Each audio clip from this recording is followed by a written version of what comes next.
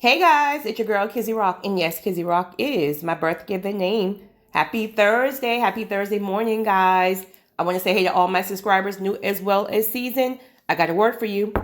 Tap in. So today, guys, I'm going to talk to you all about self-actualization, the importance of self-actualization. Now, of course, at this point, we all, or most of us, know that we were created for a specific purpose here on earth. And so at the end of the day, life happens, life gets in the way. Issues from childhood, trauma, heartbreak, bad relationships, all these things like that gets in the way. And before we know it, we are living our lives more in survivor mode, constantly in fight or flight mode. And we're not sitting still to really tap into our true, authentic selves. So all these traumas, all these things have truly deterred us from our actual self, who we were initially created to be. So, of course, we can have success on our own, our certain goals, dreams, desires, etc.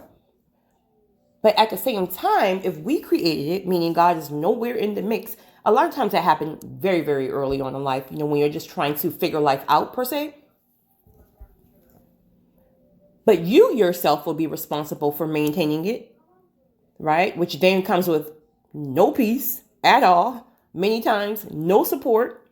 You're just spinning your wheels. You're constantly burnt out. And this is why you can have people who are just constantly doing things and they're so frustrated they don't have that support. They're constantly tired. They're constantly drained. It's because we're trying to carry all that stuff on our own. And we just can't do that.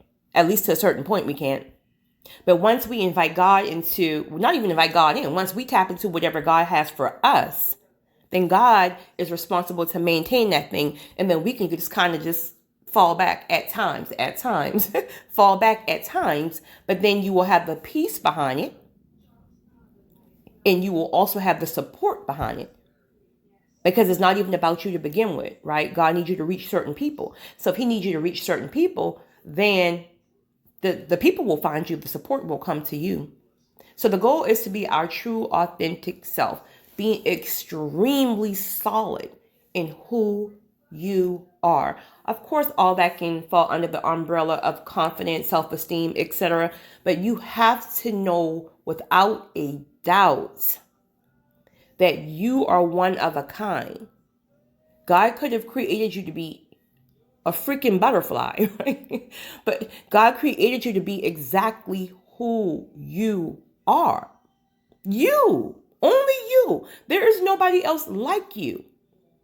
But again, society, traumas, etc., will have us sitting here comparing ourselves to other people, right? Oh, I want this person's life. Maybe this person has more money. This person gets more attention. This person's skin color is lighter. This person is a size 2. Well, I'm a size 2, but I always wanted to be thick. We're sitting here just comparing ourselves to societal norms and just things that trauma has triggered, versus really tapping into self-actualization and understanding that we are exactly who God created us to be.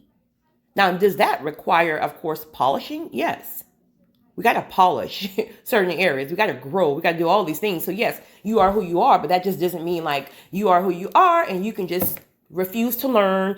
No. We got to still get this wisdom. We got to still, make sure that we're tapped into, because there's levels and levels and levels and levels, etc. in life, right? So when I say be your authentic self, you know what, guys, I'm going to be honest. I'm the person who have a hard time sometimes tooting my own horn in certain areas, right? And I believe it's God's way of keeping us humble. But you will always hear me say, one area I toot my horn in is my purpose and my calling, because I'm so solid in that area. I deserve to be confident in that area because I went against the odds, and I never, ever, ever, ever allowed anyone to change me. We're going to talk about that. In another area, well, I just said it actually, that area, meaning I never allowed anyone to change me. Never. So, and that literally started in childhood. So I'm just so grateful that God have always placed grace on myself to tell me very early on, you're very unique and you will always be that way, and do not let anyone change you. I got that extremely young. So I guess God knew that once I really tap into purpose and started walking in purpose, that would come. People will try to change you if you're not careful. In fact, I see it all the time. I was at an event right before COVID, and the young lady was a brand. I guess she was like a model, but she was like a brand, a face for a brand. And when she came there, she had her own stylist and her own makeup team, and she looked great. Seriously, the chick was bad, right? But by the time she got backstage to these big head honchos, they done script her of her whole entire look, had a makeup team behind her who was not even African American, so the makeup was dusty, right? And they stripped her, and she had, she had labels on, but it just wasn't up to their par. So they took her whole outfit, her whole shoes, and all her shoes. So by the time she came back out, she was not the person who I had originally spoke to when she first came in. Her confidence had just, when she came in, her head was high. She was looking me in my eyes. She was the chick, you know? And by the time she came out that room, as beautiful as she was walking with her head down. She was not confident. She was shaky. She was jittery. And after she did her session, you know what they said to her? Well, that wasn't good. You look nervous. You look shy. You look this. You look that. And I'm saying to myself, that wasn't my place at the time to speak into her life or theirs. I mean, I was there for a whole different reason. But I was saying to myself, y'all unscript this girl of her whole identity, threw her in front of a camera, and she's not even confident. You know why she's not confident? Because that's not who she is. She came in who she is, right?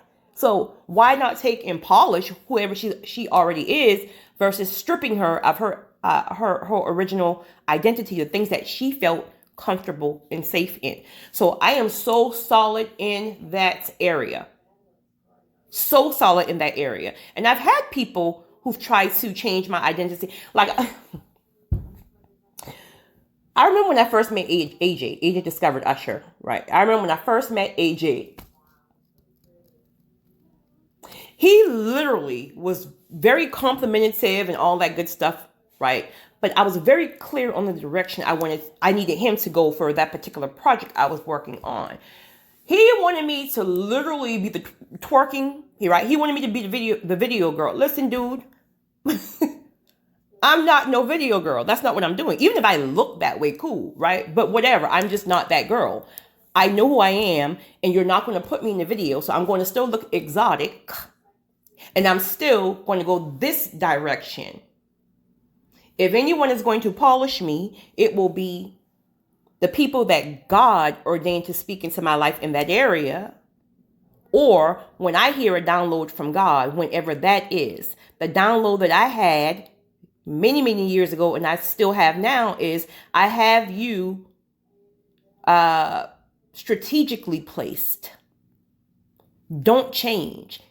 Strategically placed. And now, of course, I know what that reason is, because again, the majority of my calling is men. So men are visual. So men are attracted to certain type of women at certain times.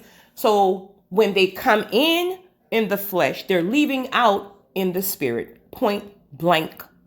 Period. So either which way, I remember I told AJ, because I was getting annoyed with him. It was our first day meeting.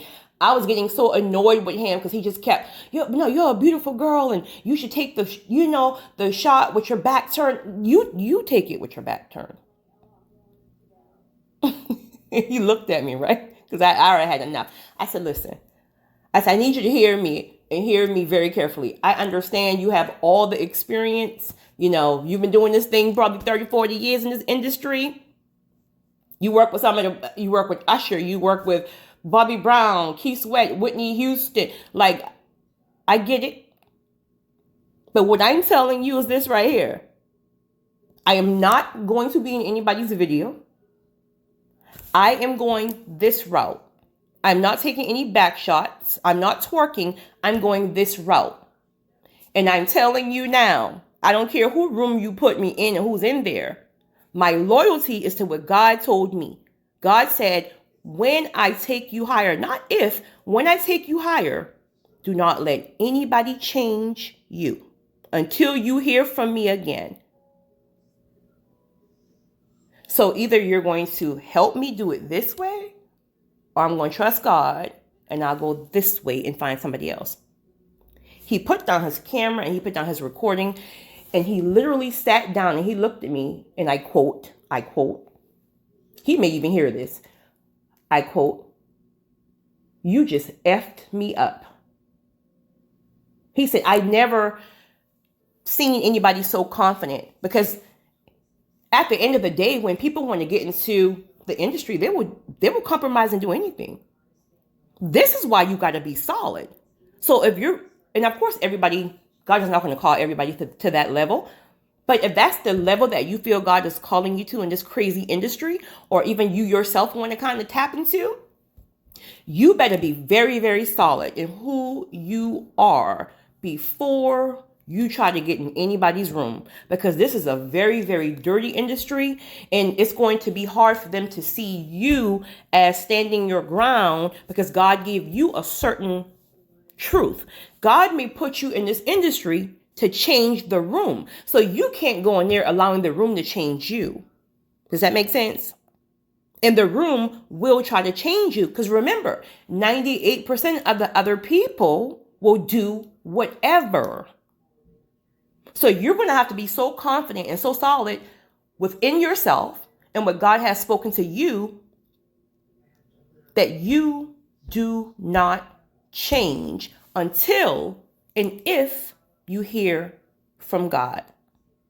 So it's so important to understand that you were created for a purpose. You know, I had a young lady message me on Instagram a couple of nights ago. She may hear this. And she was telling me she found me on YouTube a couple of months ago, and you know, she's so grateful, etc. But then within her message, her DM, she said, you know, I'm very, very weird. She kept saying she was weird. And I mean, I guess if people want to consider themselves to be weird, I mean, I guess it's okay. I mean, I like to call it unique. But as I read through her message, it really was more of weird as in a bad way, almost like a weird that people put that label on her maybe when she was like very young, like maybe like a nerdy or a geeky type. And I'm not saying that's bad either, right? But I'm saying that people put that label on her. So I responded back and I said, you know, thank you for the message, etc. I said, but if you're calling yourself weird, like in a bad way, I would just like to say you are unique. Listen, I am super unique. So if we want to parallel unique and weird, I guess I'm weird. I am weird, real weird. I'm the girl who like oranges but don't like orange juice. Like I'm weird. I don't fit in with just the average people. I'm weird. I'm not following societal standards. Don't put me in a box, because I'm going to break out of your box, right? I'm weird. But your weirdness or your uniqueness is exactly what's going to get your particular audience to you. You can't look like, act like, and be like everyone else in the world who's just doing their lives. If you're unique and you're weird and you're different, there's a reason behind that. God have you set apart. So now we have to figure out why he have you set apart. But in order to do that, we have to get you to understand that weird, unique, all that stuff is a beautiful thing. The world wants you to think that it's not. It's amazing to be different. I promise you, I don't want to be like anybody else. If you were to have a meeting right now, if you were to get a stadium and put all of my elementary, all of my middle school, high school, etc. people in the building, every single one of them who were in my class would tell you I have always been weird, including my name.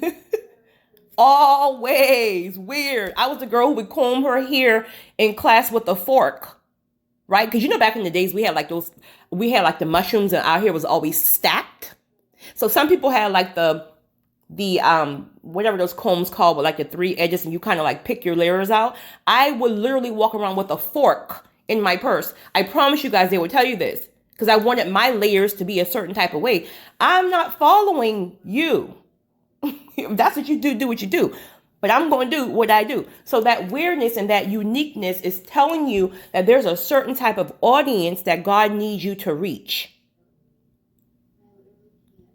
This is why it's important to not change who you are, any of you, because there's a specific audience for you.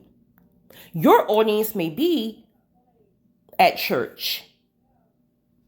My audience may be men who are trying to holler at me all day long, but I have a special grace to see brokenness the minute they open their eyes. And then God gives me certain downloads on how to operate with them. So now I'm going to get them out this flesh, and you're going to be up in your spirit and can't even get turned on if you want to. Right? So there's a certain type of audience that's for you. If you change who you are, how can they find you? They can never find you. So let's help you to understand that uniqueness is beautiful. Let's help you to understand that when they called you, and this ain't you, sis, if you happen to be listening, I'm speaking right now in general. If they called you lanky and tall and nerdy in school, if they called you fat, this, and that, if they put all these labels on you and made you feel like you were weird because you were really the introvert who didn't want to eat next to everybody, that was me. I'm not sitting at no table with 25 children eating. I'm going to go to the one next where there's 2 people. I promise you. So let's help you to understand that you always felt that way, and that's how you were supposed to feel. So let's lift and peel back these layers of people saying uniqueness, being weird is a bad thing. Let's peel that back. Once we peel that back, then let's now, and that really is just unlearning what was put on you. And now we work on your solidifying your confidence and your self-esteem, which will be a process. And then when you become truly who you were always meant to be, your audience will find you. God will send your audience because that's why he created you. But he can't send your audience now because you're not even who he created you to be. It will be a mystery to people. They can't even find you because that's not you. Once you become solid in who you are and you're planted firm on knowing that you are not changing for anyone except if it's the people that God has ordained to speak into your life, or if you've heard from God. I lost my train of thought. I'm sorry. My tablet for some reason is going off behind me, and I'm sorry, guys. I forgot it even was behind me. But your mate will find you, and let me tell you, your mate, because they're ordained for you, they will be able to receive you, how big you are, how weird you are, how different you are. Whatever your stuff is, just like you in general, being yourself, they will be able to receive all of that. You're crazy. They can receive all of your crazy, all of your quirky ways, because they were made specifically for you. Your audience will gravitate towards you because they were made for you. So yes, once we self-actualize, which is a process. Again, it's a process because we have to be refined, we have to be pruned, we have to be all these stuff. So you're still always that person. You are who you are in general, but again, you still have to be polished, and you have to be open to that. Right? I know I have a long way to go, my God, but I thank God for his process, his process. But at the end of the day, everybody who was meant to find you will find you. You wouldn't have to beat doors down trying to find support.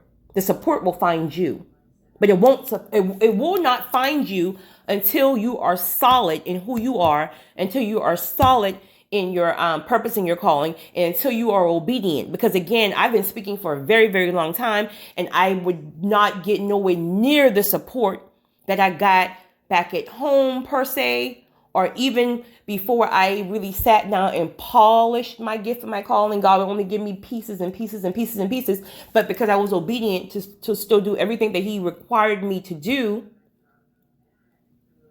then because he saw my obedience, then what? He sent many of you guys. Of course, many of you are here again through Pastor R.C. Blake's. But for Pastor Blake's to see something in me, again, that's mind blowing. But it's because I've been determined not to change myself. So I can't lose myself. Again, I said that last night. I had that experience in a relationship long time ago where, guys, sometimes when we're in love, or we think we're in love, I should say, we start changing for people. Like they're changing, trying to change us. And before you know it, it can be so subtle that you done wake up one morning and you don't even know who you are. You done change your whole self for this person. And now this person is tripping. Guess why they tripping? Because they didn't fall in love with who they changed you to be. They fall in love with who you were. So if you fell in love with an exotic girl, if you fell in love with a very edgy girl, then stop trying to make me be a librarian. Because you didn't fall for the librarian. If you wanted the librarian, you would have went to the library and found your librarian. But you fell for an edgy girl. But now that you got feelings involved and you all in love now, you want me to change. So I did that. And you know what happened? I lost myself. And when you lose yourself, you lose your purpose and your calling. Because again, you weren't created to be that false person. But I'll tell you guys this, to any of you right now, who you're in that season where you feel like you lost yourself. Let me tell you something, boo. Let me tell you the power behind that. If you've ever lost yourself, when, not if, when you find yourself again, you will never, ever lose yourself again. Ever. So just go ahead and eat that, right? Eat that. Like, okay, dude, yeah, you got me. I ain't gonna lie, you got me one time. Right? Go ahead and eat that, right? But when you find who you are, you will never, ever, ever allow anyone to change you again, because you will always remember that feeling of waking up and not even knowing who in the world am I, because somebody done changed you so subtly, and it's like you're lost. And now they're tripping. You don't even have the confidence to even leave because your confidence is to the floor, right? But I already know y'all about to email me. That's going to be a recording. I'll make a recording on that sometime next week, probably, or this week. I don't even know. But I already know that's going to be some emails, because I know, listen, been there, done that, again, a long time ago. But at the end of the day, growing pains is what it's called. So go ahead and eat that. Just work on getting yourself back together now, and just know that it had to be growing pains. It had to happen so you can learn now. So when God sends your true purpose partner, kingdom spouses, you already know what time it is, and you will know your limits with certain things. So, but either which way, I just wanted to help you guys to understand the importance of self-actualization. Please, guys, please understand that if you're someone, consider yourself different, unique, weird, etc., any other thing, please understand that that's a great thing. You're chosen. You're supposed to be different. You're supposed to be set apart. Next, if you are in your process, your journey of self-actualization, understand that it never stops. You keep learning, you keep polishing, you keep pruning. Never think you've reached your pivotal point. No, you will always be growing until Jesus calls you home. You will always be growing. This is why you have to humble yourself to be teachable, because again, there's different levels. We just don't know it, because when we reach a certain level, we think like we've made it. No, God will keep pruning you. He will keep taking you higher and higher and higher. This is why you see very successful people And we think like they just kind of were overnight success. No, these people have been doing these things for years and years and years and years and years and years and years. And now all of a sudden they look like they have it all like down packed and so perfect on stage. They went through some blunders prior to having like a very, very class act type show, things of that nature. But anyway, so be very open, teachable, and humble to know that you will keep learning, but make sure that the people who are teaching you are people who God placed in your path. Again, when God starts taking you higher, be very solid in knowing that you are not to change unless you've heard very clearly from God. And know that, again, when you finally really tapped into that place of your purpose and your calling, and you've worked on your self-actualization, the people who were designed to find you, your audience, will find you. Your mate will find you, and you will not have to shrink yourself. They will be able to accommodate all of who you truly are. It's your girl, Kizzy Rock.